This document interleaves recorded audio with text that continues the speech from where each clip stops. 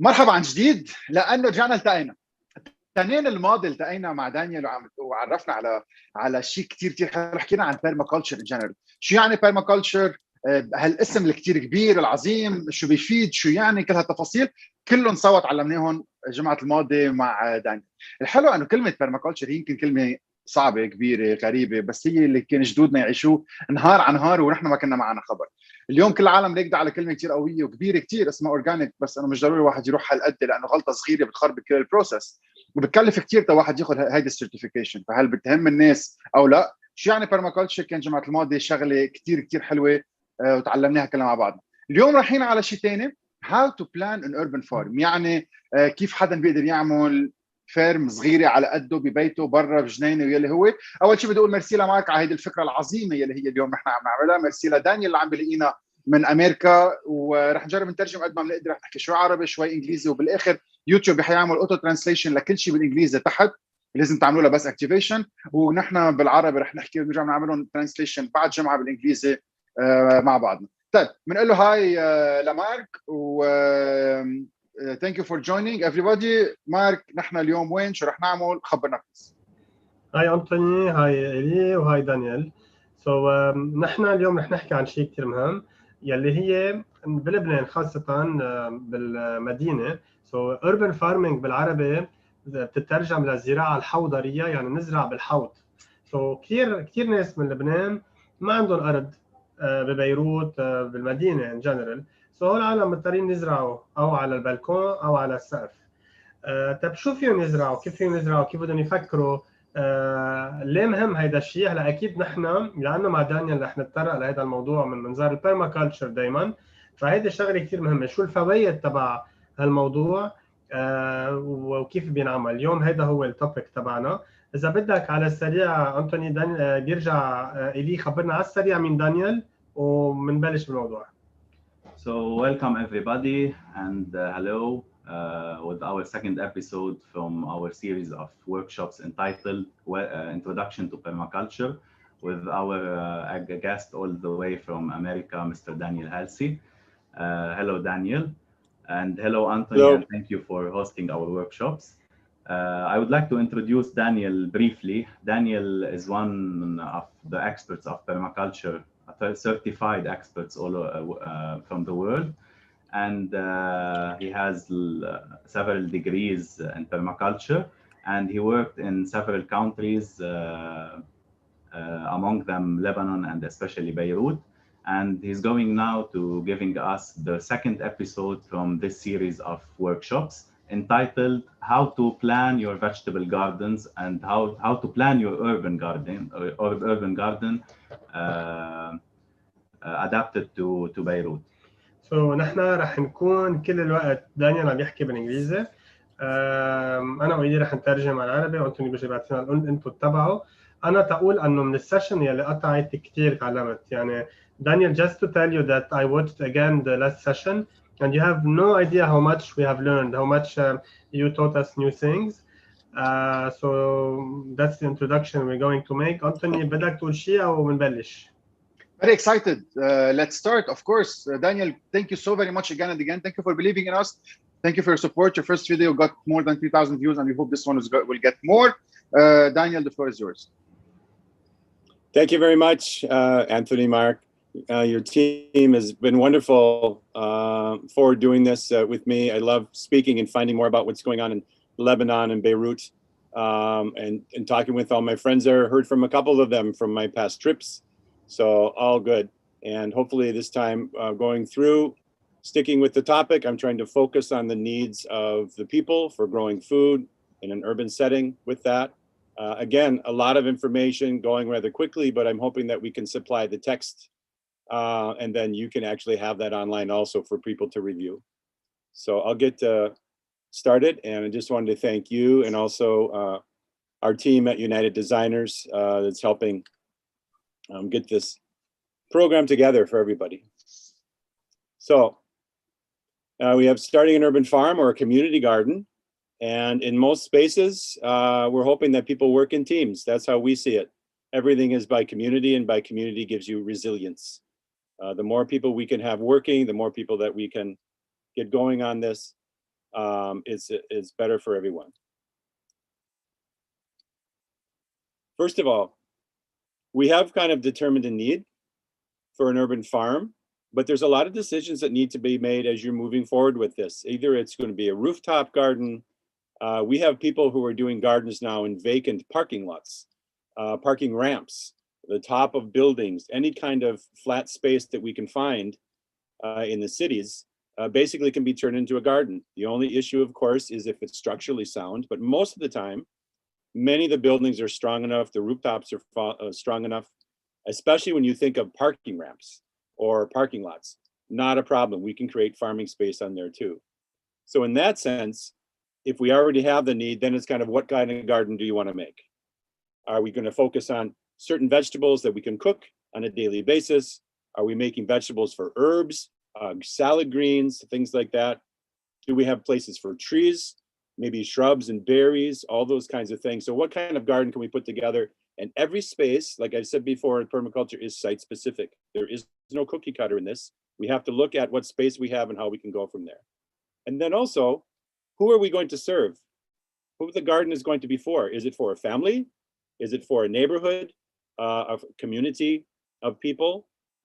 Like I say, with a community of people, then you can have multiple gardens where people are growing and focusing on their crop and then sharing, which is the best way to go. Some gardens are suited to certain kinds of crops, and another garden may be suited to something else. That's where we have multiple gardens and people can combine their produce, and everybody gets fed and everybody works well together.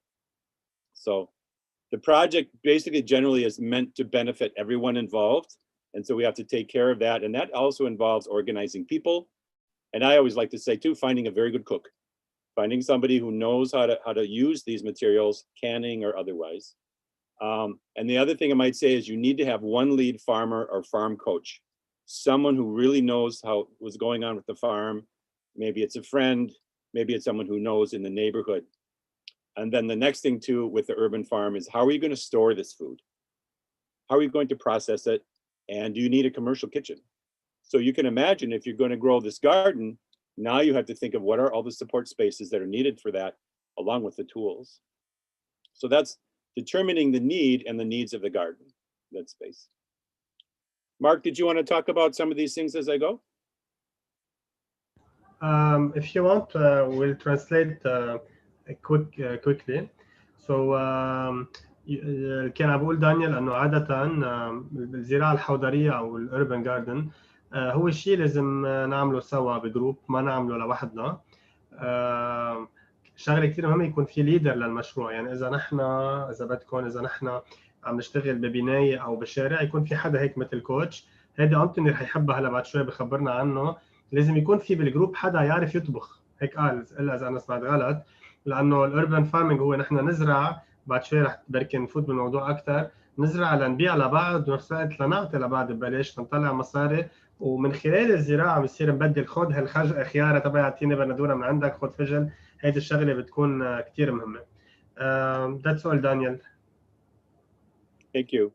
Also, I wanted to mention as we get started with this too, is when we talk about soil and we're talking about garden soil, the depth of your soil can be very minimal, depending upon where if you have the land, great. But if you're on a rooftop, sometimes you'll need 15 centimeters of soil, sometimes you need 30 centimeters of soil. So in that sense, we very much want to partition our resources for absolutely what's needed. Don't use any more soil than you have to, and also use containers or beds that are suited to what you're growing. You don't want a lot of wasted soil. You want to use it very judiciously and work with it well. So choosing a site. Is there a vacant lot?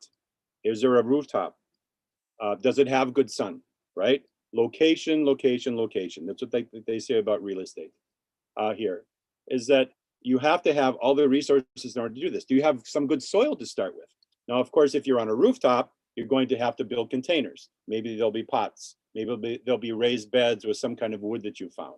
All of this is good. And just like I said, every one of those beds will be used for maybe a different kind of crop.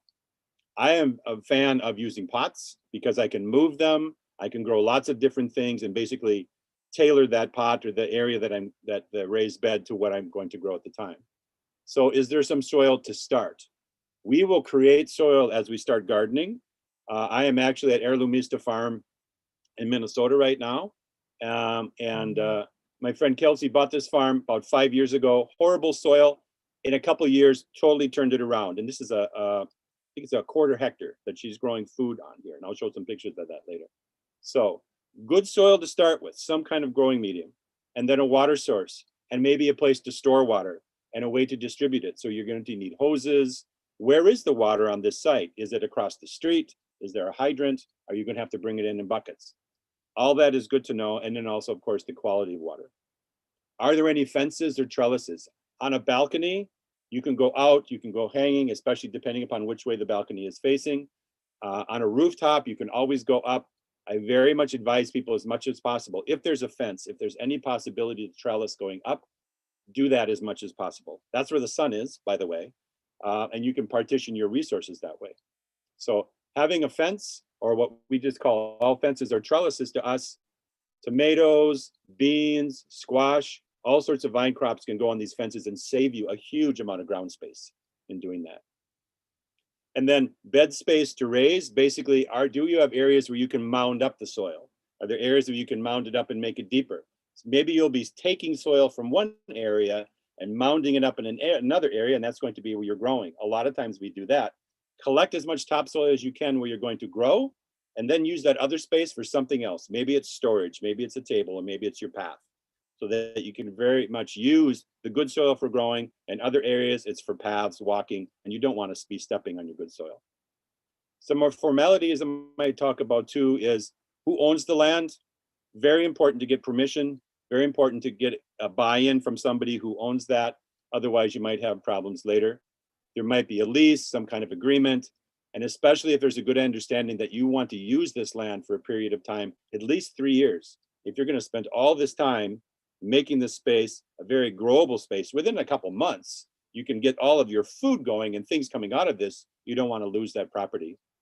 And then also, does the land dictate what you're going to grow, or can you dictate on the land what's going to grow? Some spots can only grow certain things. Maybe on a balcony, you don't have a lot of sunlight. It's cool. You might be able to only grow greens, right? It's not warm enough for tomatoes. So basically, where you're growing and the space you're in is going to dictate what you can grow. Or if you have a lot of latitude, say if you have a nice area of land, then you can have a lot of choices. So if you have a conventional space to grow in, lots of choices. If you're limited by the space for the sun or where you are growing, then you're going to have to grow in pots and really cater to what you have right there. Great, thank you, Daniel. I will translate a little bit quickly because it was very clear now. So, and then we will hear Anthony, because what you said is something that Anthony keeps saying always. So الفكرة هي الواحد قرر يزرع بالمدينة.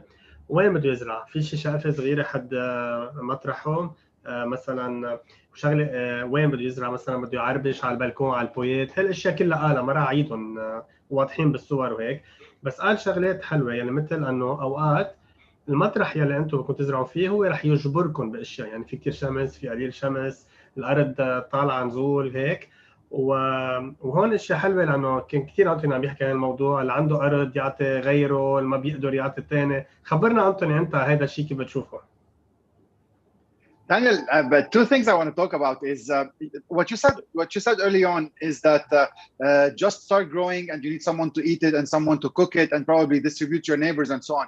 And this is how the Lebanese culture usually was probably 200 years back or 100 years back, where all the villages used to work in a certain system where you plant wheat, the others plant chickpeas, your neighbor would plant potatoes, no money involved. In every village, so every single person would plant something, and at the end of the season, we just distribute and give to each other. That way, the village will sustain and pass winter. And I love this. And it reminded me a little bit. The second part reminded me of a conference I heard once of a very famous entrepreneur who said, "Copy, please copy people who copy Excel." Let's translate it in a different to a different version of plant. How about we say plant, please plant. Anything you plant is good, so just plant. So I'm not sure if you agree to that. Yes. Oh, definitely. one of the first things they say is, you know, perfection is the enemy of success. And get started, start growing, start building up the soil and all of that for sure. That's very important to get started and get your soil going. Even with some of the crops that you want to get started with, nothing ever goes to waste in nature. Even if you have a failed crop, if things don't go right, all that goes in the soil and it's only going to make the soil better and you're going to learn. So it's like, get started. Absolutely. And the idea if probably we need to think, we need to start thinking for everyone's sake and not for ourselves only. So if you have a land that you're not planting, if you have a certain rooftop that you can plant and you're not, imagine how much or less food you are providing the world. So imagine someone that has a land of 100,000 square meters and just saying that he doesn't feel like using it at the moment. Imagine how many people you're not feeding. Imagine how many people you're not helping or supporting. So it goes the same for someone that wants to start an urban farm in the city. If you have the potential to do so, you need to do so. Isn't that right? Absolutely, absolutely. I think for the community and also for your own sake, you're going to get benefits from this. And if you have other people farming your land, it's only going to improve. You're going to have a farmland in a way, and people maybe even might cycle through. Back, they call it the power of community in Cuba. When Cuba lost its connection and its resources from the Soviet Union, they had to, for every square foot in Cuba had to be growing food. And it actually was a law. If you didn't grow food on your land, they would give it to somebody who would, right? And in that situation, it actually worked very well for the country and everybody. And it got the culture, grow food everywhere possible. And of course, then the land cools down, the community cools down, and it's more beautiful at the same time. So I totally agree. Totally agree. This is so super amazing to hear. So I hope probably someone hears us in Lebanon and does a law of that kind. We cannot keep lands unplanted, not profiting from all those lands. So imagine that you can feed 5 million Lebanese, especially in those circumstances, if the law obliges you to use it or let someone use it for you. Exactly. It's a cultural practice Daniel, like that goes a long way. You can continue. All right. Thank you.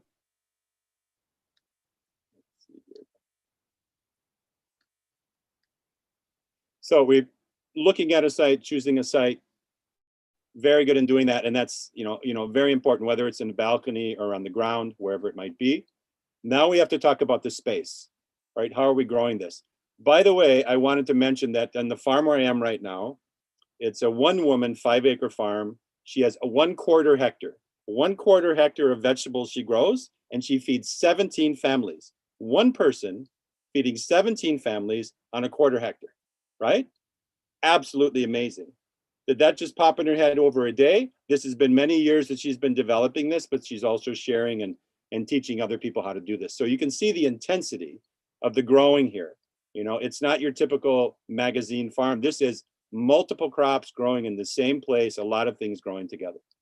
So what spaces do we have? Do we have a crowded space, a balcony, walkways, terraces, things that have been used for aesthetically with shrubs and things like that? A lot of these plants can fit in any little space. If there is a terrace somewhere, the side of a building, greens can grow there. I've seen cabbages and lettuce being grown out of bricks and the sides of buildings on the bottom. There's some really amazing videos of alleyways where people have actually planted vegetables in the soil that is between the bricks on the corners, and they actually will grow and root down. It's absolutely amazing. So balconies, walkways, these crowded spaces, and then you can see, bring in little pots. You're going to be doing greens, maybe some peppers, things like that. A very easy thing to work with. Plus you can move them, and that's what I like about the pots. As they get bigger, you can spread them out and put them somewhere else. Parking lots, abandoned spaces, these are all very good places to grow, and you grow up. You grow with pots and different other kind of container gardening, works very good in these places. I've even seen some abandoned bridges that people have basically taken over because they're not being used or they're too big, and they just put garden plots all the way across this. Now, with all of these spaces, do you have good access? Can you get in there? You know, is it hard? Because there's a lot of traffic back and forth and bringing materials back and forth. So you want to make sure you have good access, but also you have to make sure that you have good security. As food scarcity rises, the value of food becomes apparent to many people. And like with anything else, some of it seems to disappear. So you want to make sure that you have some fairly good security, or like I say, keep the space occupied. It's not just a sometime hobby when you're growing food. You need to have somebody there all the time doing something, weeding, whatever it is. People will then respect the space.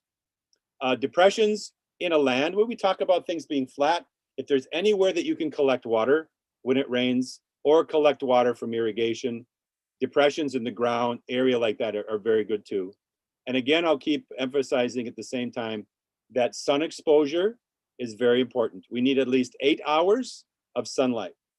10 to 12 is great. The more sun, the better, but you need really at least 8 hours for the plants to get enough sunlight to produce. We're talking the fruiting type of things. Probably less with like greens and things that need to be cool, but sun exposure is very important. And you saw this the other day when I was talking about designing gardens. You know, this is great when they're all nice and neat like this. There's not enough food here, and they are going to get bigger with the beans and the lettuces, but many of these things get harvested, and so this could probably be packed in a lot more. Many times our garden spaces look like jungles. You can see that just what's going on in this space. Things are interplanted. Basil is planted with the beans and with the tomatoes, and all these things are together in the same space. The thing that does when you mix these plants together in a small space or a big space is it confuses the pests. The pests are using their olfactory, their smell, sense of smell, to find the plants that they want to infest. But if you mix the plants up and you move them around, it makes it very difficult. But look at these beautiful garden spaces. These two, the top left and the top right, oh, actually the three in the front here, these are all from Kelsey's farm. All these plants are very close together, some covered and some out in the open. And also, she is growing heirloom vegetables, which means they are not so finicky. They're not the spoiled little brat vegetable that needs certain fertilizers. They're tough. And so she's growing heirloom eggplant, all sorts of different types of each vegetable. When you think of tomatoes, eggplants, carrots, whatever it might be, there are many different kinds, but heirloom ones are the ones that are most resilient in very tough situations. So we've been having a drought here. It hasn't been raining much. These plants are absolutely fine. They're doing very well. She's still doing some irrigating, but they're not stressed because their genetics is based on the past history of vegetables and what they've been able to have. So, but you can see how these rows are planted, a lot of mulching. Look at a lot of straw, wood chips, whatever you might have. The ground is covered everywhere, and even by plants that have been harvested. Fencing, as you can see in this one here also, this is the trellising. Anything that you can get to go vertical, that gives you more growing space too. That's balcony railings, the sides of buildings. There's some huge, I actually put a picture up from when I was in Beirut the last time with the big green walls that we saw on the sides of buildings. Imagine if those were now growing crops. The soil is there, the big green areas, the whole system is there. But what we need to do is actually use those spaces now to grow food, rather than just, well, they were cooling the building, but so would the vegetables too.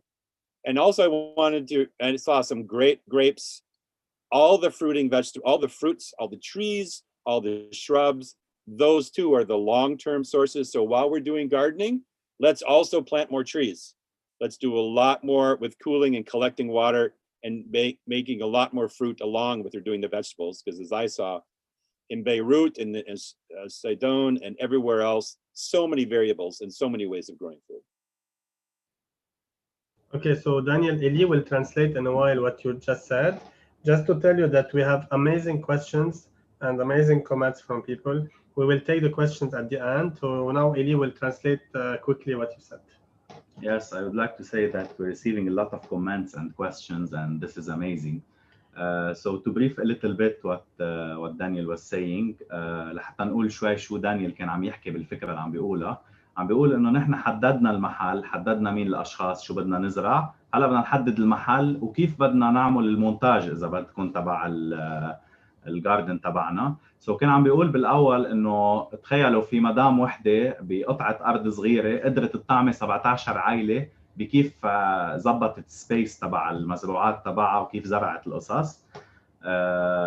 كان عم بيقول انه فينا نزرع وين ما كان، فينا بالباركينج، فينا على الجسر، فينا بين البريكس. عم بيقول انه في اكزامبل في مطارح بين البريكس، يعني بين الارميدات تبع 100%، بين الارميدات كان في حدا زارع ملفوف فور اكزامبل.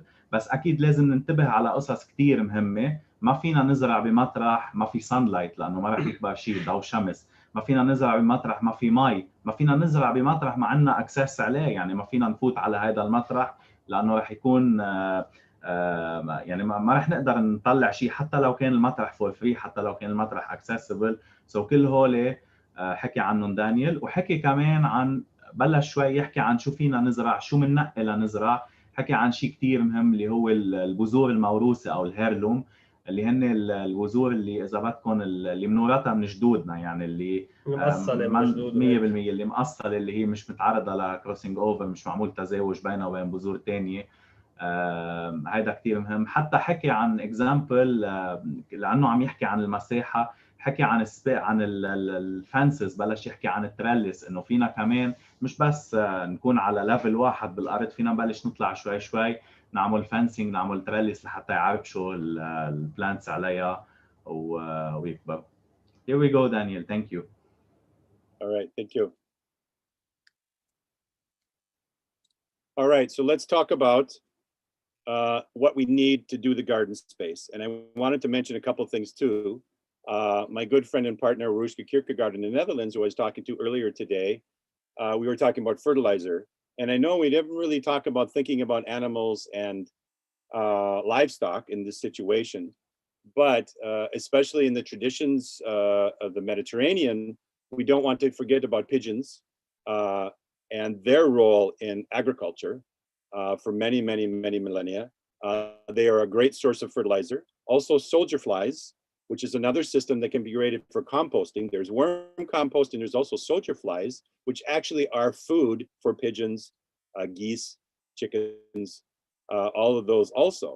So soldier flies are actually a flightless fly that makes larvae that is actually food for the animals. So they're great systems here. We don't want to forget about rabbits, quail, ducks and geese as also possibilities in urban settings if you have some land. It doesn't take much for geese and ducks. They need a little bit of water, and then they get slugs, they eat grasses. They generally don't go after the vegetables unless you make them really hungry. But rabbits and chickens and pigeons, I think, are something to really consider if you have the space, because with each one of those, you get fertilizer. You get eggs and you get meat, so it's very much a good protein. So if there is space for that and you have somebody who's familiar on a rooftop having pigeons or quail, you can just imagine all the resources that would come from having them.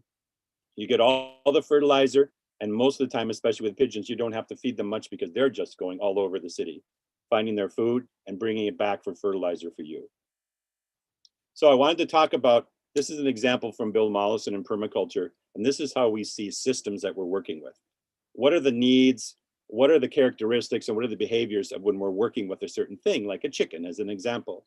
A chicken has needs: shelter, dust, water, air, food, much like any animal would have. It needs other chickens. It has products, so many different products a chicken has. It has eggs, the meat, the feathers, the manure, CO2 comes off and methane.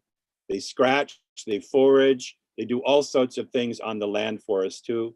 And then also the breeds have different tolerances, and they also have different characteristics. So a chicken, this example, is much like when we talk about a garden space, right? So a garden is going to have this too. The garden needs, obviously, seeds, compost to keep things healthy, keep the organisms healthy in the soil. We can create that. It needs some kind of organic fertilizer maybe to get started, whether that's manure, wherever you can find that. By the way, with chickens or with any kind of like pigeon manure, you have to dilute that. We call it, it's very hot. So it's more very much diluted as you put that on the ground. We need mulch to cover the soil to keep it moist. Cover the soil either with plants or something. You can't have bare soil in the sun. I've gone out with the temperature probe and Fahrenheit anyway. It's about 110 to 135 degrees, 2 inches in the soil in the hot sun. You can't have, nothing lives in there. It's killing everything and basically desiccating the soil. So we want healthy soil. We keep it watered, we keep it cool, we keep compost in there, right? and we keep it fairly warm for growing the plants, but still cool for the organisms there. Then the garden needs structures, fencing, trellises, things like that, something to grow on or grow inside of. Perhaps you want to have a nursery. And we were talking about this earlier today also. Maybe there, or just like Anthony was saying, in a community, one person is very good at the starts. They're starting everything from seeds. That's what they do in their space. They grow things from seeds, and then everybody takes their plants and transplants them into their garden. A great system, economically. And then someone who maybe isn't as mobile, can't get outside, they can actually start all the plants in their area, and then other people can buy them or they can share them to grow the plants too. So cultivation, of course, you need tools and labor to do that. Water, some source of water, and we have to be very careful how you water. Watering plants is also a science. How much, when, and where you water is very important. Again, sunlight, and then weed and wind management. In an urban setting, you don't have to worry too much about the wind, but the weeds will pop up too. And then what are all the products from a garden? The vegetables, the fruits, the herbs, the spices, compost material, what's left over, animal feed, flowers. You'll have money coming from the garden if you're selling things, other products to trade for mulch material, and also every garden cools the air and basically becomes a windbreak. So the garden gives you all these products, and all it wants from you is water and your compost, basically your garbage, right? That's all nature really wants from you, is the organic material, and your garbage is compost, and it will take all of your garbage, turn it back into nutrients, and say, here, oh, by the way, would you eat this? You know, and then just send me back the garbage and we'll be just fine. And that's basically the relationship we have with our garden space.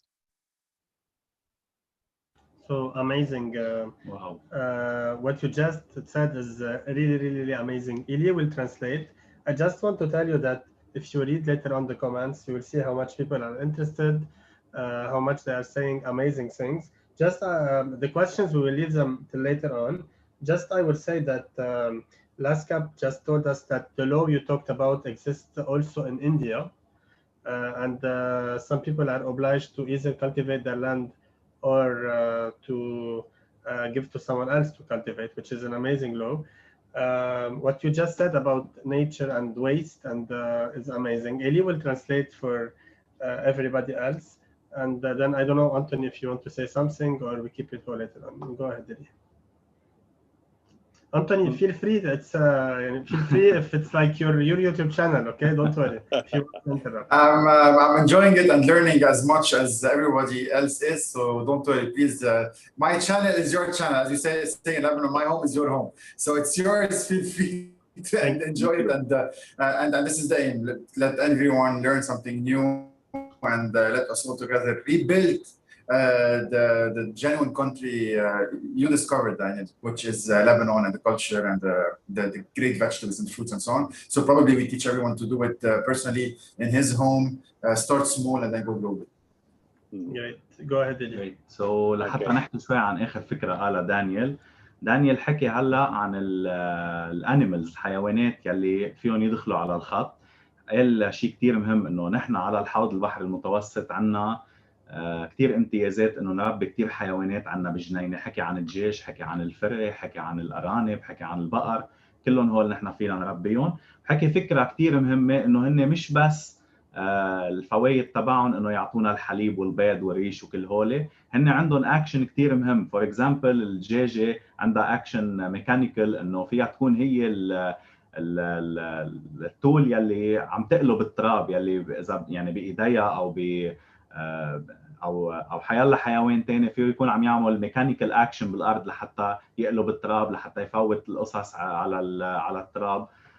كل هول عندهم فوائد. حكي كمان انه هن they serve، اكيد مثل ما كلكم بتعرفوا انه فيهم يعطونا السماد لحتى نحطه للشتل تبعنا. وبلش يحكي شوي عن شو جنينه نحن بدنا نعطيها وشو هي بدها تعطينا. اكيد نحن بدنا نعطيها البذر، نحن بدنا نعطيها نحسن التربه، نحن بدنا نعطيها الكيماوي، بدنا ننتبه لها انه ما يجي عليها اعشاب ضاره، وبذات الوقت هي رح تعطينا الفواكه، رح تعطينا كل القصص يلي نحن بدهم اياها منا. ووصل لخلاصه دانيال يقلنا انه الجاردن تبعنا بس بتقلنا انه اعطوني الزباله تبعكم، الجاربج اللي انتم ما بدكم اياهم وانا بعطيكم كل شيء منيح. سو هيدي هي علاقتنا، انه نحن فينا كل شيء نحن بدنا نتخلص منه نحطه بالجاردن تبعنا. Here we go, Daniel. Thank you. All right, thank you. I also wanted to mention too that when we think about water, especially, I might have talked about this last week, is that think of not only the garbage coming out of your house, even the paper, everything but the plastic, metal, and glass, that can be recycled hopefully, but everything else can be turned into soil. All the paper, all the cardboard, anything that you have. Also, of course, any of the food scraps, those kinds of things go into the soil and create soil. But also think of how you're using water. Any water that's clean should never go down the sink. It shouldn't go into the sewer. It should go on the land. So if you're showering and rinsing, if you can have an outdoor shower or something like that, all that water can go out in your soil and on your land. And one of the properties that I worked on in North Dakota, the entire farm, orchard space, not so much the gardens, but the orchard space, was watered and irrigated by shower water and laundry water, right? Because they changed their practices. They used biodegradable soaps and things like that with a family of 4. Their entire orchard and all their fruit was irrigated by the water coming out of the house in the morning and in the evening. And I think that's pretty amazing to think about. So all these things that might be going in the trash or down the pipes, maybe that should be going out on your land also. All right, a little bit about soil. This is a neat little test that we do to find out what kind of soil you have, because it's going to make a difference in what you're doing. We take a jar, we fill this jar up with soil about 3/4 to halfway, and then you fill it up with water and you shake it, and then you let it settle. That will divide out, the sand will go on the bottom, the silt, and then the clay, and that tells you really what kind of soil you have. If you have very sandy soil, like on the left there, you're going to have to water it more often, a little bit more often, because the water goes down so quickly. If on the far right you have clay, the clay hangs on to water. So you have to water less frequently with a lot of water. So the type of soil you have is going to make a very big difference. This is on the ground. Now, the nice thing, if you are creating your beds, and if you are building your own soil and mixing your own soil with compost, then you're going to get more of what is like a loam. And a loam holds the soil. It doesn't drain away very quickly, and you don't have to put a lot of water on it. So it very much is better for the plants. So you can see how it's like a 30, 50, 50% mixture of sand, silt, and clay makes a very good soil. Plus add to that compost and any kind of a peat moss, things like that, and actually helps the air, the soil breathe, and also gives places for organisms to live that feed your plants. So the other part of this too might be that if it's got much organic material is very important. That's where the organisms live. That's where the nutrients are. We have minerals and such things, but the nitrogen is going to be here. All of the micronutrients and things that plants need are going to be in the biomass. The minerals and some things that come from below in the soil, sure, those are great, but we actually need a lot more organic material in our soils. And you'll know that if you smell the soil, it will smell earthy. If you don't smell anything, there's nothing there. You're smelling life. When you pick in the soil and it's nice and rich and a dark color and you smell and it smells good, like an earthy smell, now you know you have good soil. If it smells sour, that means it's anaerobic. That's not good soil. If you can't smell anything at all, that's because it's not really alive. اوكي سو رح ترجم انا على السريع. الشيء اللي هلا دانيال عمله انا كنت محظوظ انه اشوفه كذا مره عم بيعمله لايف، يلي هو بتعرفوا نحن صرنا مدري قد ايه بنقول بكل فيديوهاتنا مع انطوني ومش مع انطوني بنقول دائما اول شيء تعملوه فحص تربه.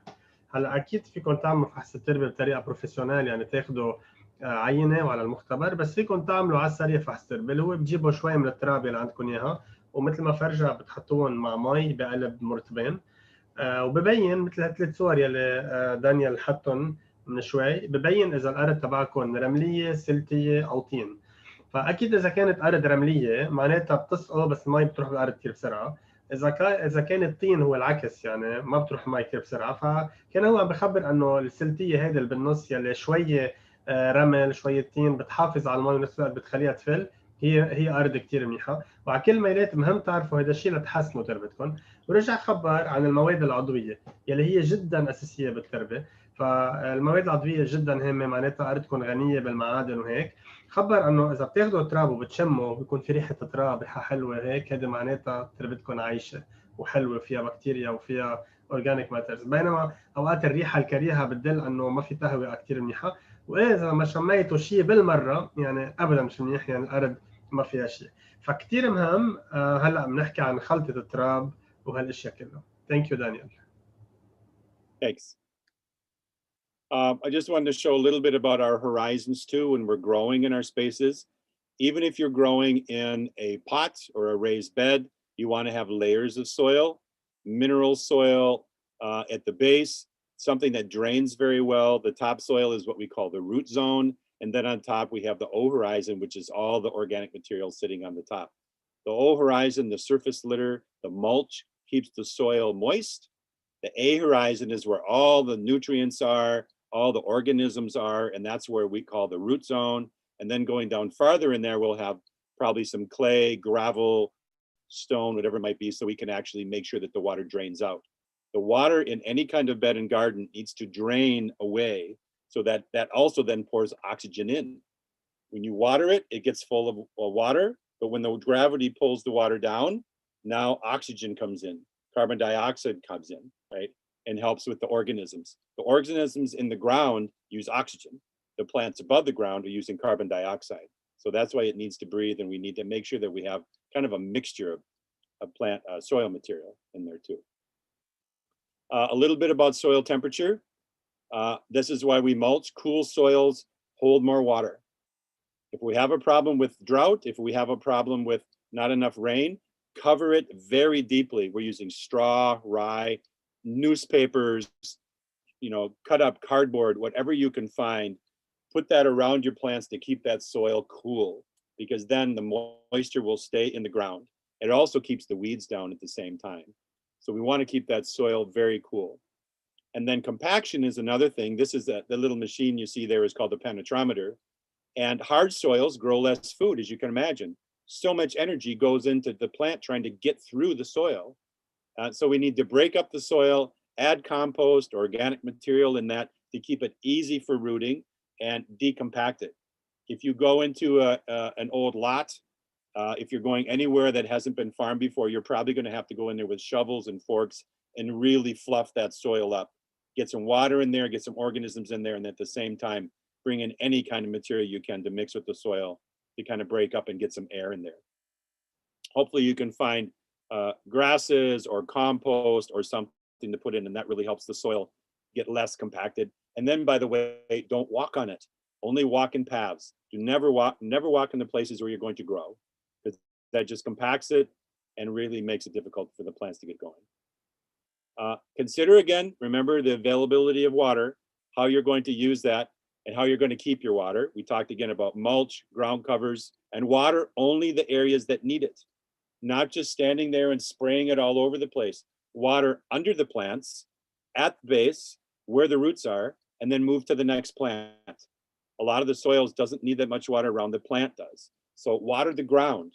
The ground is where the water should go, not on the leaves, not on the plants, because that just basically causes moisture, which can cause fungus and disease, or powdery mildew, or any kind of things. We want to keep those leaves dry, water the ground, don't water the plants. And then if you have precipitation, with that, where you are, you probably know the frequency, how much water you're getting in the duration. You need to plan for that when you're growing, so that certain times of the year, you'll have to do a lot of irrigation. And so at that point, you need to keep the water when it does rain. Rain barrels, rain tanks. How many thousands of gallons of water are you going to need for this summer? Is there a way that you can store that in barrels and tanks, whatever that might be, so you have it when you need it? And then also, if you have water draining away from your site, can you get that into a basin, into a pond, even into another tank or somewhere, so you can draw from that? A lot of ways of doing that, but you want to make sure that you have enough water to get through the season beyond the time that it's actually growing seasons. And sunlight, make sure that you get at least 6 full hours of sunlight for vegetables, a little less for greens. Shade is not so bad. And by the way, there's a lot of sunlight that filters into shady areas for plants, and they're fine with that for starts. And then sooner or later, though, you have to get them out to full sun. So sunlight is important. And on the iPhone, there's a little app called Lumos, L-U-M-O-S. And you can actually, it takes a picture of the sky and tells you where the sun will be at different times of the day on that day. And you can actually look at different times of the year, L-U-M-O-S, and it will actually show you when I'm standing on a balcony or I'm standing in a parking lot, where the sun will shine at different times of the year. It's going to go behind this building in April. It's going to have full sun all the way down to the horizon in August. Very good to know. There's also sun trackers for the those other phones, those PC type phones, Androids. There are other ones for that too. But those apps are so good because you can stand there and actually calculate how many hours of sunlight you'll get each day or each week on these areas. Very important. We need the sun. Right? Thank you, Daniel. Different shade. Yes. Yeah. I think when you said Lumos, Anthony heard hummus or something. Lumos, yes. Okay. So quickly, Anthony أنا بس أقول لك إنه الشيء اللي عم يبسطني باللي عم يحكيه قد إيه إنه بالزيارات اللي عم نعملها عم نشوف ناس عم يعملوا بيرماكلتشر من دون ما يكونوا عارفين إنه هذا بيرماكلتشر، كيف الأزمة والشيء الأزمة الاقتصادية والكوفيد أخذت اللبنانية على الأشياء. حكي عن فيرمي كومبوست، عم هيك زرنا بعنجر شخص بيعمل فيرمي كومبوست، خبرنا رأيك. كثير حلو. وقت سالتك انه ليش مش كل العالم بتعمل فيرمي كومبوست، ليش مش شو هالدود الغير شكل اللي بكب له زباله وبغيرهم، بكب له زباله وبغيرهم. وقت حكينا فتره كثير طويله فينا نعمل ساعه بعتقد عنه، عن كيف واحد لازم يعرف قديش ينقي، واذا بيقدر هالزلمه اللي عم يعمل كومبوست يسكر كل لبنان او لا. كانت شيء حلو. في كثير ناس عم بتقول عبالها انك تترجم لها شو حكي بالعربي لانه ما عم بيلحقوا علينا، اندن بنحكي عن حمص. يلا الفكره انه نحن عم نترجم كل شيء ورح نترجم لكم كل الاشياء، وكل الاسئله اللي عم تسالوها عم نأيدهم لنسالهم لدانيال على السريع. اللي بدك تترجم على السريع؟ سو لنترجم على السريع شو كان عم بيقول دانيال. حكي بالاول عن اهميه الماده العضويه وين لازم تكون. اكيد هي لازم تكون حد شلوش الشتله تبعنا، لانه هو المطرح يلي الشتله بتاخذ منه الغذاء. وبلش يحكي عن شيء كثير مهم، هو تصريف المي او الدرينج. يعني اذا الارض تبعنا ما عندها درينج مزبوط، لو قد ما كنا محسنين فيها ما في شيء رح يزبط. بلش يحكي عن المي، اهميه المي، كيف لازم نسقي، وين لازم نسقي، وكيف من وين بتجي المي. حكي انه اكيد بالارض تبعنا لازم يكون في مي، بس اهم شيء يكون في اكسجين لانه الشلج كمان بيتنفس. وحكي انه المي بتجي اول شيء من نحن شو بنسقي. وبين أهمية إنه ما نسقي على الشتلة، نسقي على الأرض. يعني قسم منا كبير بيسقي بالشتلة هو اللي بيعمل أمراض، بتبقى المي كتير وقت طويل على الزهرة أو على الورقة. فدايما he said water the ground and don't water the plant. يعني سقوا الأرض ولا تسقوا الشتلة. وحكي كمان إنه أكيد المي بتجي من الشتاء، من المتساقطات اللي هن الشتاء، وبذات الوقت الثلج وكل شيء بيجي من هول القصص. وحكي عن شيء كثير مهم هو المالتشينج. يعني نحن اليوم لما نحط 100% نحط تبن او ايكوس دو بان او قصص ثانيه لحتى يدفوا الشلش، وبذات الوقت يحفظوا رطوبه، يمنعوا التبخر بوقت سريع. وبلش يحكي اكيد عن اهميه الضوء، هلا بعدين شوي بنحكي عنه. بس هلا بده يخبرنا عن الشتاء وهيك. بس تقول شغله على السريع دائما نحن بنقولها، نحن عم نزرع ببو او عم نزرع بحوض او هيك. اهم شيء تفكروا انه النبته عايزه اول شيء الهواء. ولما نقول الهواء بالشلش يعني بدكم تجربوا بالبو يكون في عندكم دريناج كثير مزبوط، المي يتصرف وما تبقى ويفوت الهواء والاكسجين على التربه. هذه شغله كثير مهمه بالحوض بعد اكثر من الارض. ثانك يو دانيال. Thank you. I want to talk a little bit now as we're working in these different spaces, balconies, terraces, anywhere you might have patios, what you're going to do to hold the soil. Obviously, you can't grow into a lot of the hard surfaces. My last garden that I had, which it was somewhat of an experiment, I was so happy, was with shipping crates. All sorts of shipping crates that I was finding everywhere that people were getting rid of. It's much like sometimes those big container connexes that people sell for overseas. But these are just wooden shipping crates that somebody was throwing it away. And I'm looking at these and going, these are amazing. It's a big pot. This is my new raised bed for next year. So just like those little boxes here on the side, which are actually pretty nice, I might use those for something else. But anyway, similar to that, is anything that you can hold the soil with, anything that you can find, whether it's a pot or a bucket, whatever it might be, if you can get soil in that and get it to drain so that it doesn't fill up with water, and you put the soil in that, there's some plant that can grow in there. So resources that you have, looking around, what is it that other people don't want that you can use because they don't realize the value of it many times? We call it dumpster diving here. And as long as you put that crate on a pallet or you raise it off the ground, much like you see with these pots, so it can drain, you have a great growing space. And the nice thing about the wood crates and things like that is they keep the soil fairly cool because it's insulated. The wood kind of insulates it like that. Other things with the plastic, they warm up very quickly because if the sun hits a plastic pot, you can just imagine the side of that pot gets very hot. So that's why I like the thicker wooden crates for online resources. Excuse me, on-site resources. Also, sometimes we need to cover plants up. If we're going to have a cool night, or if you have some cold winds coming, some kind of cloth. I just use old sheets, old drapes, things like that. There are little things that you might want to do to protect your plants. So it's good to have those things available in case you have a frost, a storm, something coming down, that you can also protect the plants in cold weather. These bell jars on the left were actually used a lot during World War II, in the areas that were cool, so they could actually grow more plants. They had thousands of these little bell jars over their plants to keep them warm at night. And then they would heat up quickly during the day and they would lift them up and let them exhaust off. So where you are growing, you still need protection from extremes in the weather. We want to buffer that. Let's see. But anyway, I just wanted to talk a little bit about materials and putting some space to grow.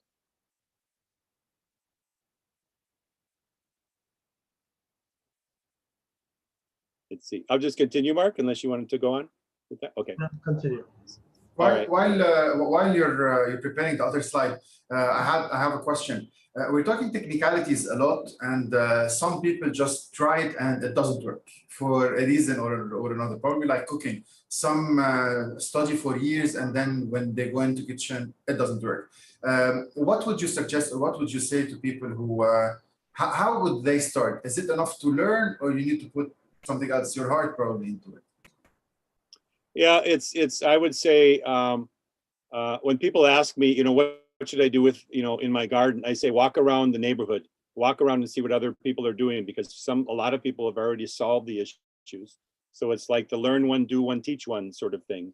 Let's see what other people are doing and who is successful and how, and kind of see if they'll show you how that's done. I would say start with the easy things first, the easy win, right? Go for the easy win. Tomatoes, something, cherry tomatoes, things that grow that are resilient, that you can get a harvest from quickly. Greens, radishes, things like that. 3 weeks, 4 weeks, you're done. You have radishes, you have greens to make. And each time you go through the process, you learn a little bit more and a little bit more. It's those catastrophic things that destroy the crop, and usually because we've walked away and we're not paying attention. So the most success you can have your garden, and they say the best farms are the farms with the farmer's eyes involved. You have to have your eyes involved to watch the leaves, watch the color, and you can tell when they're drooping. You can tell when there's a problem, and you just have to keep an eye on it. But the easy ones are start with the greens, the herbs, tomatoes, maybe some peppers. They take a little longer time. And then when you get some more land and bigger areas, then you can go into the bigger crops, or the ones that take longer. Okay, thank you, Daniel. أنا بحس إنه هذا الشيء لازم نترجمه ونخبر عنه. بدك؟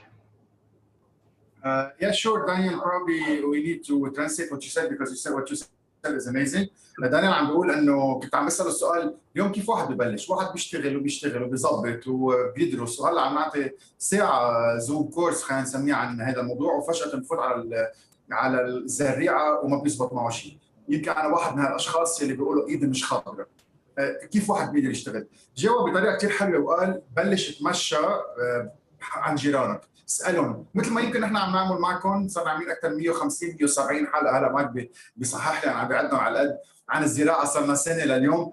من وراهم عم نتعلم من اغلاط غيرنا، عم نتعلم من غيرنا. حكينا عن اللافاند وتعلمنا من الشخص اللي عمل لافاند، حكينا عن القمح، حكينا عن الحمص، حكينا عن الخضره، وكل واحد منهم من هالاشخاص علمنا شيء. فاول ما واحد بده يبدل شيء زراعه مضبوط لازم يتعلم، ويمكن معه مصاري وبيشتري احسن اغراض واغلى اغراض، بس ما هذا الشيء ما بأدي. تمشى عند اصحابك واسالهم شو زرعت، شوف شو زبط، الطقس عندك كيف، الهوايات من وين جايين، وكل هالتفاصيل. وبهالطريقه بتقلع مظبوط. لازم تحب اللي عم تعمله، اكيد مثل الطبخ بيقولوا نفس، في نفس بالزراعه اكيد، ومن هون بنرجع من كف. بس هيك تكمل اللي قلته انتوني. قال كمان اهم شيء انه روحوا على الاشياء الهينه واللي بتطلع محصول بسرعه. يعني ما تروح على شيء بده 4-5 اشهر لتعرف اذا زبط، مثل القمح مثلا. روح على الخس 40-50 نهار بتقطف. واهم شيء حطوا الحب وحطوا عيونكم، ما تنطروا للمرض يستفحل، بالاول بلشوا عيشوا. Thank you, Daniel. Continue, please. Thank We you. have to move a little bit quicker. Okay, I'll go faster, sorry. Anyway, these will be available. I'll try to get these texts out so that you can have these lists. But of course, things again that you want to think about for your zone 1, which is around your house, your little garden there. Pergolas, vines, spaces to grow, medicinal plants, a place for the pumping the water from, a place for compost, a water tank, wastewater ponds for gray water. Some people are doing fish. And if you can do fish, absolutely, especially in warmer climates, fish are the fastest protein that you can grow, more than any other animal. And then also the smaller livestock with that. Also, in our idea for using different materials, look at all these 5-gallon buckets here. These are all beans. And I've watched this neighbor do this every year for many, many years. He empties them out, he fills them up every year, and he grows all of his beans in 5-gallon buckets. Amazing. At the end of the season, he empties them out in a big pile, piles them up, and waits for the next year. But just look at the little bit of space and how much production he has in there. And you can even see the big beans hanging on there. Pole beans climb 14 feet, way, way up. You know, they'll climb up 4 meters and you have beans all over, cooling and also growing you a crop. Also keeping in mind, if you're in tight spaces and you're still working in rows, these are some examples of a terraced polyculture. These are just different shapes working in hedges. Sometimes you might work in a circle, like we call banana circles, things like that. Maybe you're working in a keyhole bed, or you're working in rows. Keep in mind, you want to split things up, plant things very close together in the rows so that they help each other.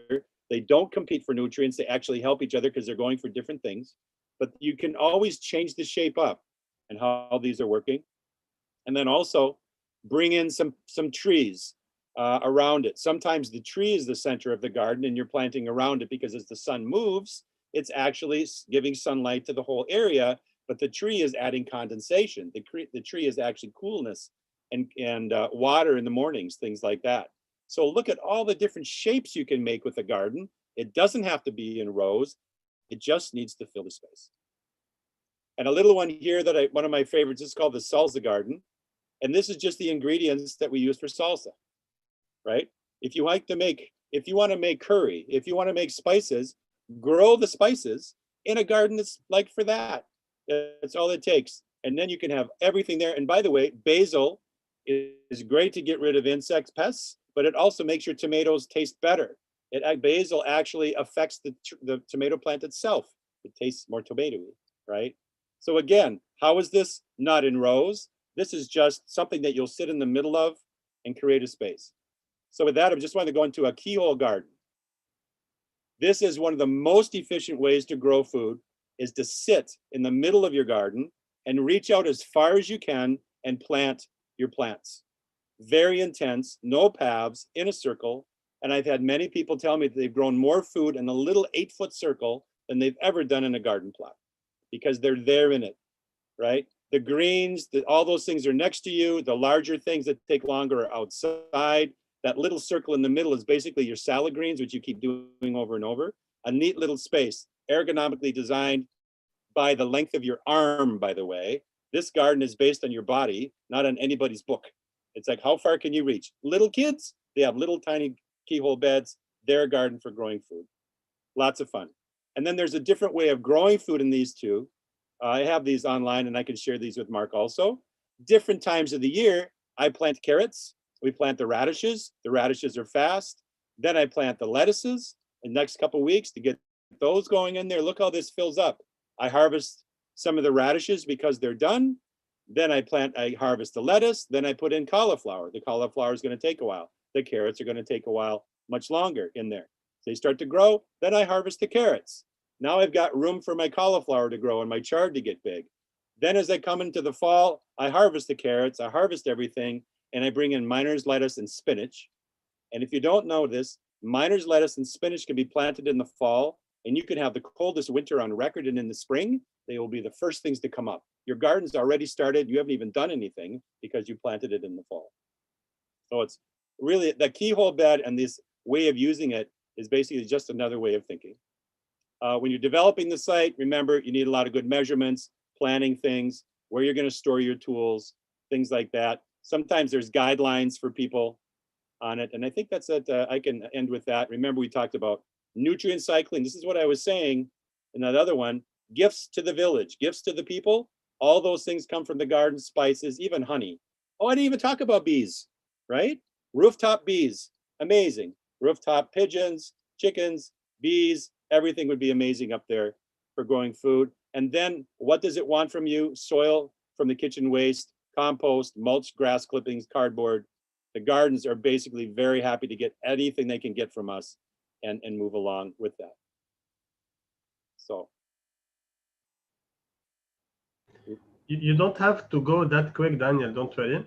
Okay. Just said that what Daniel just said is really something that we teach in universities, something amazing. It's a lot of learning.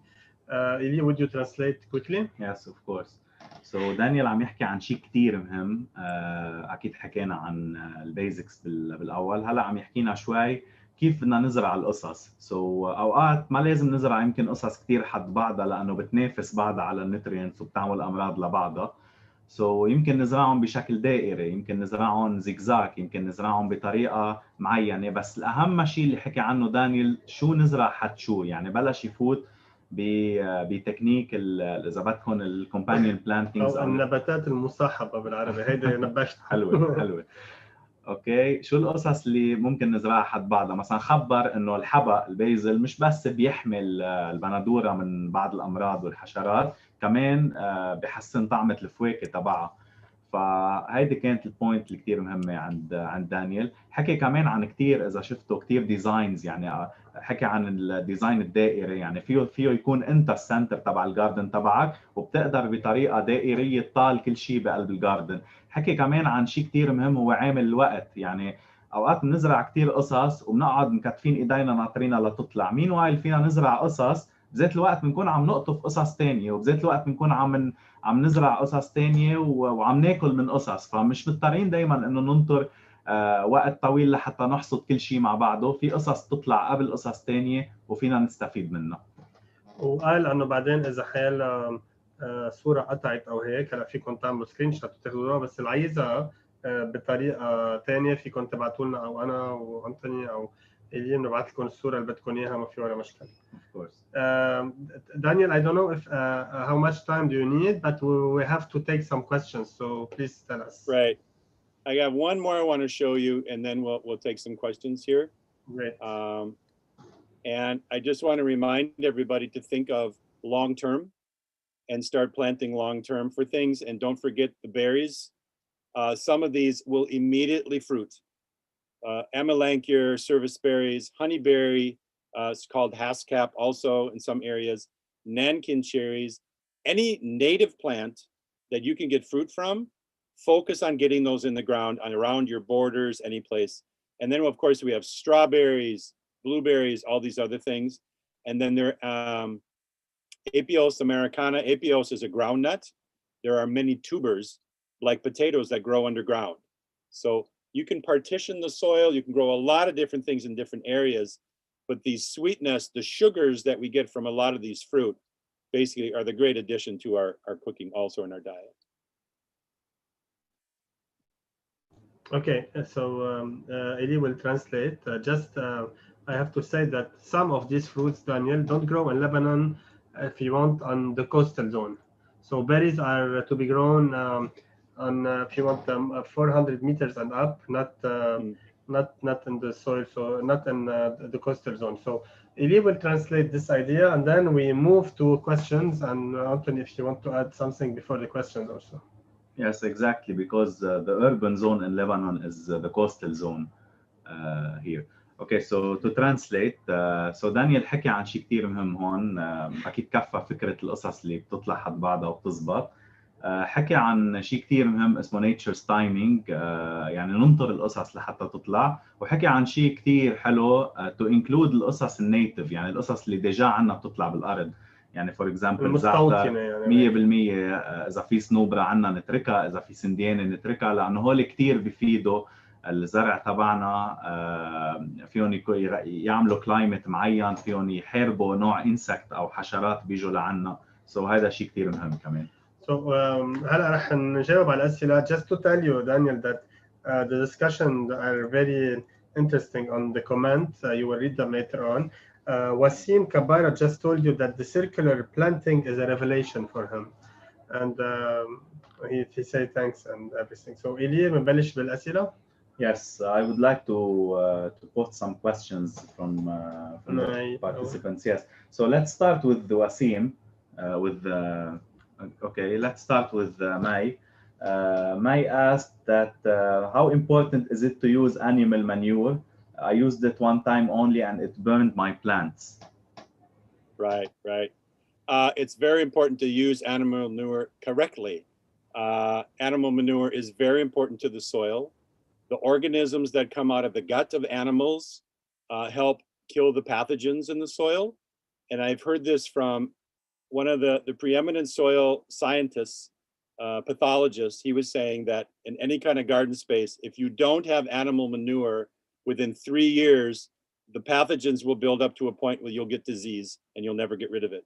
So what's in the manure is also organisms that come from the gut of the animals. Very important. The same thing with chickens who are scratching or anything out there that might be eating and disturbing the soil. They are feeding that soil organisms that are very positive to that. Animal manure, of course, horses especially, but cows needs to be composted. Horses for almost a year and a half. Don't ever use horse manure unless you know where it's coming from, because there's herbicides within the horse manure because of the pastures and the herbicides go through their gut. So you have to be very careful. But with anything that we do, nothing goes on the garden because of health straight. Everything gets eaten by organisms first, broken down in the soil. The pathogens are eaten.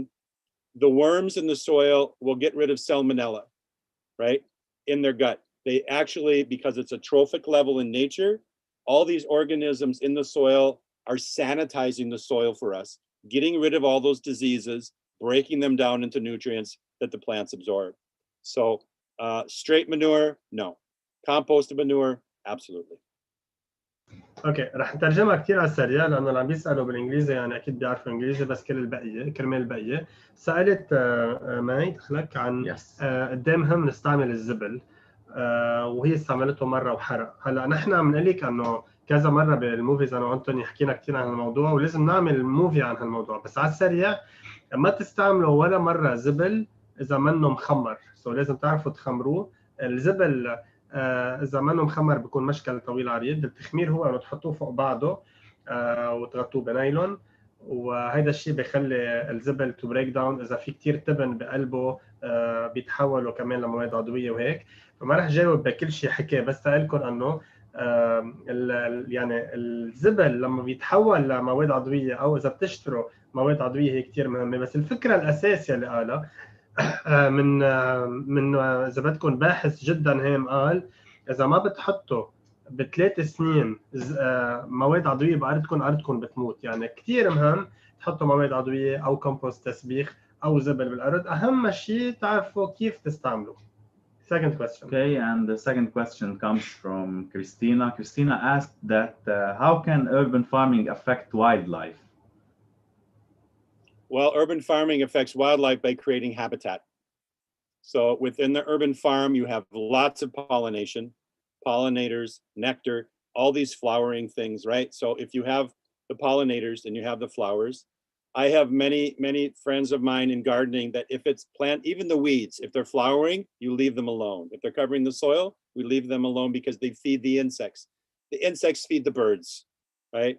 I mean, it really helps with the habitat. And then also you'll have lizards, amphibians, all sorts of things coming in. So the urban wildlife will benefit from that.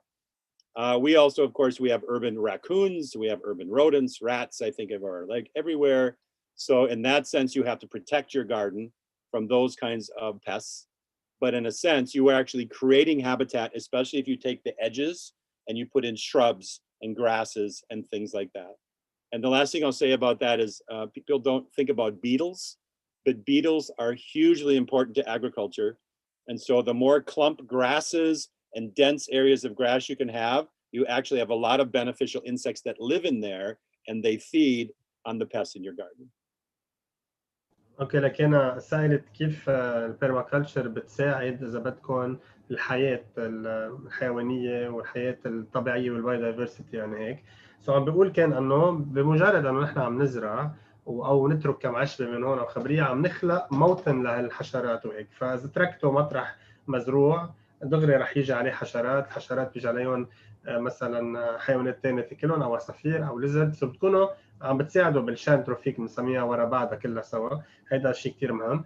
اوقات لما تزرعوا او تتركوا شقفه صغيره تتركوها كانت يعني عليها عشب وحشيش وهيك دغري بيجي عليها الحشرات النافعه مثل الكوكسينيل نحن بنسميها مثلا معيسه او بالعربي وهيك. هيدي الفكره منها يعني كل ما عم تتركوا اخضر كل ما عم تتركوا ايكو سيستمز كل ما عم تتركوا موطن لهالحياه كلها.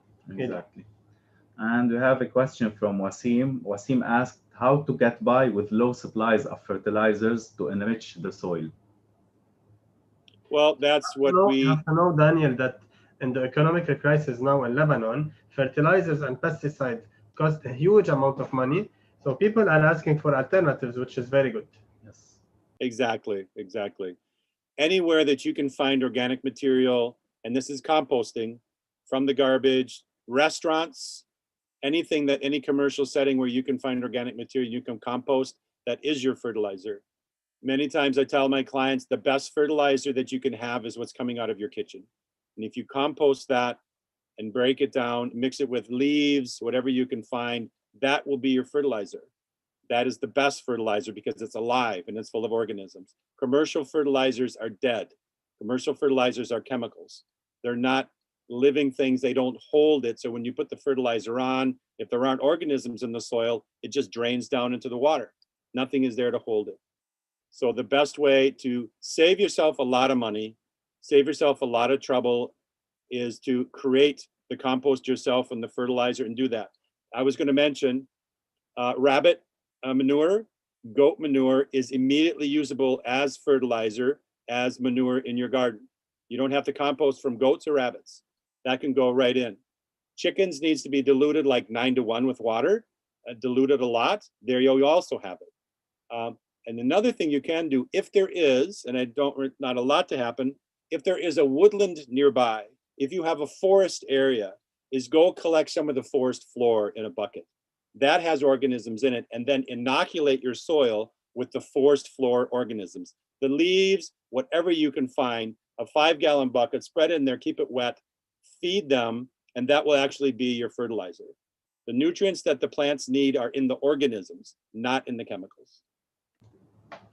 Okay, so دانيال عم بيقول فكرة كتير مهمة إنه أحسن شيء لحتى نحن نغذي أرضنا هو نستعمل القصص العايشة، يعني بقايا الورق أو بقايا شو نحن بنشحل أو إذا بدنا نروح كمان على الغابة نشيل من تحت الغابة الشجر، قصص مبسطة كتير منيحة. لأنه هو بيعتقد، مش هو بيعتقد يعني هيدي الساينس، إنه كل شيء عايش هو اللي بيقدر يفيدنا، مش كل شيء نحن بنصنعه مثل الكيماوي الكيميائية اللي بنشتريها. فكل شيء عايش هو بيحبس مي، هو بيعيش البكتيريا والمايكرو اورجانيزمز الموجودين بالارض، لانه هن اللي بيغذوا النبته تبعنا او بيغذوا الارض تبعنا، مش القصص اللي الميته واللي مصنعه هي اللي بتغذي الارض تبعنا. يعني كثير مهم الفكره انه الكومبوست او التسبيخ او حيال الشيء بنحطه من المواد العضويه بيجيب حياه، بينما كل شيء بنشتريه كيماوي هو بس في بقلبه المعدن اللي نحن زدناه، وكل ما بنزيد حياه كل ما عم نكون نعمل اكثر 100%. وعطى كمان 2 examples انه اذا بدكم السماد اللي جاي من الجوت من المعزه واللي جاي من الرابت من الارانب هو دغري فينا نستعمله بالجنينه، بينما مثلا الدجاج او الدجاج مينلي بده وقت، لازم نخمره قبل ما نحطه. No more questions. Okay, more questions. Okay.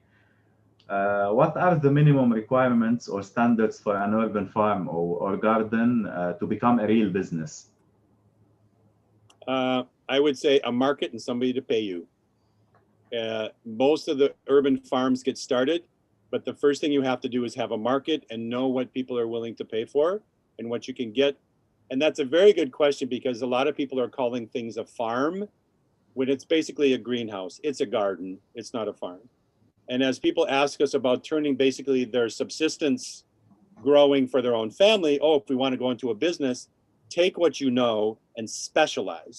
Either specialize in a certain product, a couple different vegetables that people can trust you to have, and that would be your income, or value-added products, which is one of my favorite things. Make something, a sauce, can it, that za'atar spice that I got from Mark. Is that right? Za'atar, Mark? Amazing, right? That is like, it's the spices, the high value crops, the oils. If you can get an oil press and you can actually press the oils out of these vegetables, guess what? You get to keep the organic material and you sell that very valuable cooking oil to people who need it. So specialize in a crop, be very good at what it is, and also make sure that it's tailored to where you are. And that's probably how it's going to be. You're going to have to grow something specific to your site. So we will not translate this. We will just say something more. Okay, Wasim is asking, is there like a validated source on the web where we can get trusted info about the minimum amounts of water to use, fertilizers, depth of soil, type of soil, minimum sun time for each plant? And let's say that in the conversation, Mike, for example, gave an example of a book called Square Foot Meter Garden that we can find on Amazon. Is there any other reliable sources, Daniel? Yeah, Square Foot Gardening is very good. It's excellent. Also, Elliot Coleman, who has a whole book on, series of books on gardening, farming, garden farming. Elliot Coleman, he has a number of books about that. And his are about his great practices. He uses a lot of tunnels, things like that. There are many, many, many good books. What you have to be careful of is that the book is tailored to where you are. Not that it's somebody in you know, even in another country, but someone who is in your area. I don't recall, well, there's Rita from Lebanon Permaculture, is that Mark? Mark, right? Rita from Soils. Yes, from Soils. Yes. Right there. She's right there. And her friend, my friend Hassan, who grows down in Saidoun, these people know already what you need. So the local people, Hassan is excellent, Rita is excellent. And so there are books, but it's better to talk to the people that live right next to you. One last question, unless someone else will ask a question. Yes, the question is about Beirut. What do you recommend as a first strategy for Beirut to get an optimal yield and to reach, let's say, a minimum of food security in Beirut? I think we might have talked about this last week, but the minimum to do for food security is actually, first of all, define what food is, what you want to grow, and then realize that the diet that Anthony was talking about last week, the Mediterranean diet, the Lebanese diet, is an amazing, amazing food. So food security, I would say, would be growing heirloom and backing up 100 or so years, what was being grown there before, what can be grown now with climate change and such, and focus on those foods for basic meals. You know, the Greeks, you know, the salads, as we call it, the olives, all those things that are so great, that is food security, I believe. And then also minimizing the red meat, minimizing a lot of that and focus more on vegetables and spices And I would say at that point, of course, I'm a real fan of pasta. But know that you need the starch, you need the carbohydrates, and you need the minerals and the vitamins. Most of that will come from the vegetables. And then you add to that the pasta, the noodles, the potatoes or whatever to that, and then the flavor of the meat, the sauces, all those kinds of things. So it's very much a cultural practice that will create food security. So thank you, Daniel, for one more amazing session. Thank you. I learned really a lot. Eli will remind us what we have for next session. Yeah, thank you again, Daniel, for this amazing second session. And for the next Monday, we have a session entitled Vegetable and Garden Needs. Daniel will be speaking about maybe the fertilizer, the needs, all these. And I would like to say thank you for all the viewers and all the future engineers who were watching. And I would like to thank Anthony again. I don't know if he wants to say a final word. I wanted to ask for more questions, but it's okay. We'll ask it on the next time. That way we keep some excitement for next Monday. Daniel, thank you again and again. 1 hour, 20 minutes, which I believe we could have stayed for another 1 hour. Thank you so much for watching. Thank you for believing. ميرسي للكل اللي لقونا واللي حضرونا من اولها لاخرها. رح نرجع نكفيها ونعيدها نهار الاثنين الجاي بذات الوقت على الساعه 6 والاثنين اللي بعده، وان الله راد نقدر نتعلم مع بعضنا شيء جديد حلو، ونشوف قديش الزراعه شغله حلوه بسيطه. مثل ما العالم كله سوا اخر 10 سنين كان على الموضه انه ليش ما واحد بيربي كلب او بيربي حيوان، كمان على الموضه اكثر واكثر تصير انه ليش ما واحد بيزرع على البلكون عنده، في بلش بشويه حبق، في كفي بشويه بندوره، وبتصير تجر الشغله شوي شوي.